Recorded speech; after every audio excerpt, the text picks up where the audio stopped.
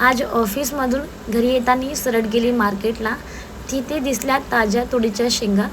दिसताच लगेच घेतला आणि घरी येऊन केली पटकन तयारी. तर आज तुरीच्या शेंगाची आमटी बनवण्यासाठी मी दाणे काढलेले. कढई ठेवून त्यामध्ये दाण्यांचा त्याला हलकं परतून घ्यायचं, जेणेकरून त्याचा चव हे आपल्या मिश्रणामध्ये यायला पाहिजे. हिरवी मिरची, लसूण, आलं, कोथिंबीर आणि टमाटर टाकून त्याला रोस्ट केला. त्याचा एक पेस्ट बनवून ठेवला.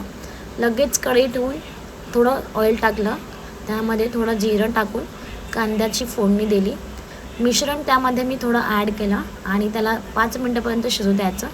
थोडं टाकलं यामध्ये चवीनुसार मीठ आणि त्याला शिजू द्यायचं. वरून टाकलं मिश्रण आणि त्याला 5 ते 10 मिनिटापर्यंत तुम्ही शिजू द्या.